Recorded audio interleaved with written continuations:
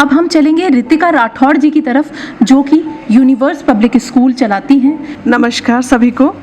और बिल्कुल सही कहा आपने, लेकिन मैं यहाँ से ये कहना चाहूँगी कि स्वर और व्यंजनों में माँ को परिभाषित नहीं किया जा सकता। माँ एक फीलिंग है, एक एहसास है, एक महसूस करने की चीज़ है। हर पल जब तक आपका दिल धड़कता है तब तक आप उस माँ को महसूस कर सकते हैं। और मेरे ख्याल से शायद लास्ट वक्त में भी कहीं ना कहीं वो जब हमारा दिल हमारा साथ छोड़ता है, मुझे नहीं पता उसके बाद उनका अनुभव क्या होता है, लेकिन कहीं ना कहीं वो आस, वो महसूस करने का एहसास रहता है हर इंसान में। तो वो रूह है माँ, और वही चीज़ हम सब एक्सपीरियंस कर सकते हैं किसी न किसी लेवल पे। लेकिन माँ का क्या कोई विकल्प है, ये बड़ी अजीब सी बात है। लेकिन मैं यहाँ कहना चाहूँगी कि माँ एक ममत्व का एहसास है, ममता का एहसास है, और वो किसी के लिए भी हो सकता है। इवन आप जैसे, क्योंकि मैं स्कूल से जुड़ी हूँ, स्कूल 1994 में स्कूल शुरू किया था, और उसके बाद से लेके आज तक हजारों बच्चों को बच्चे निकल चुके हैं इन हाथों से, और अब उन बच्चों के बच्चे स्कूल आने लग गए हैं। तो बड़ा अच्छा एहसास होता है जब कोई बच्चा अपने बच्चे को लेकर के आता है कि मैम, मैं मेरे बच्चे को आपके स्कूल में इसलिए एडमिशन कराना चाहता हूँ क्योंकि मेरे को वो एहसास आपसे मिला, और एक मदरली फीलिंग यहाँ से मैंने महसूस की। तो वो एक बहुत प्राउड फीलिंग होती है। कई बार कुछ ऐसे इंसिडेंट्स भी होते हैं जहाँ बच्चे, क्योंकि आज का जो कोविड के बाद की स्पेशल अगर बात कहूँ तो कोविड के बाद का समय बहुत बड़ा बदलाव आया, एजुकेशन इंडस्ट्री में भी आया, हमारे परिवार के स्वरूप में भी बहुत बड़ा बदलाव आया। क्योंकि पहले जहाँ परिवार एक साथ बैठता था वहाँ बातें होती थी, पर आज अगर 5 लोग बैठे हैं तो लोगों के पास 6 फ़ोन हैं, और 5 कोनों की जगह वो अपने अपने कोने में दबे हुए हैं। एक दूसरे के फीलिंग्स, कम्युनिकेशंस नहीं है, एक दूसरे से बातचीत नहीं है, और क्योंकि बातचीत नहीं है तो बहुत सारी चीज़ें अंदर के अंदर दबी रह जाती है, वो एक्सप्रेशंस नहीं हो रहा। तो ये एक बहुत बड़ा चैलेंज मैंने आफ्टर कोविड जब स्कूल में बच्चों के साथ देखा कि उनके साथ में बहुत सारा चैलेंजेस है।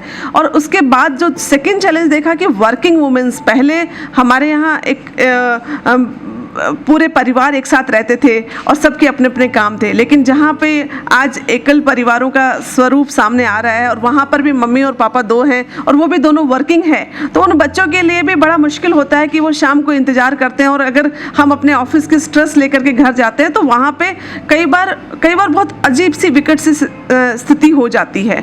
तो इन सब के साथ में एक महिला जो एक माँ है, क्योंकि माँ की बात कर रहे हैं हम, तो वो संभालती है अपने वर्क कल्चर को। वहाँ पे भी अगर उसके साथ में उनके जो सबॉर्डिनेट्स हैं या उनके साथ के वर्कर्स हैं या साथ के जो साथीगण हैं, उनके साथ में भी वो अपना सामंजस्य बिठाती है और उनको भी मोटिवेट करती है, और वापस जाके घर में भी अपने बच्चों को संभालती है, और बच्चों के साथ आज हस्बैंड को भी संभालती है। सब कुछ कहने का मतलब सारी व्यवस्थाएं देखती है, पर फिर भी माँ होती है।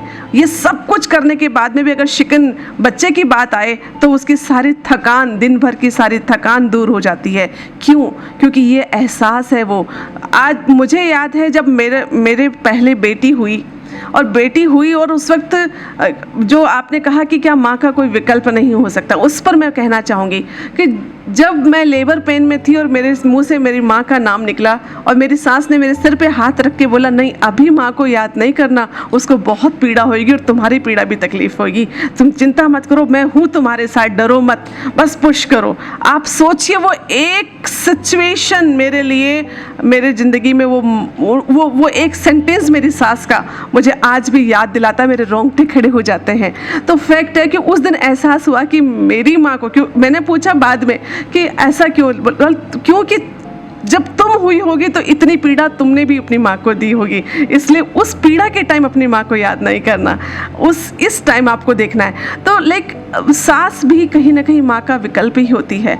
और अभी फिर मैं आपको बात कहूँ, क्योंकि माँ एक एहसास है, तो उस जगह पर अगर आज की कल की ही बात है, कल शाम को मैं बाहर थी और मेरी बेटी के कुछ अवार्ड सेरेमनी थी, उसमें जाकर के मैं वापस घर पहुंची।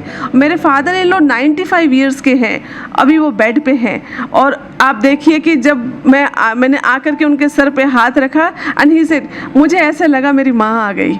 आप सोचिए, बहू के रूप में भी वो अपनी माँ जैसा एहसास मेरे अंदर फील करते हैं।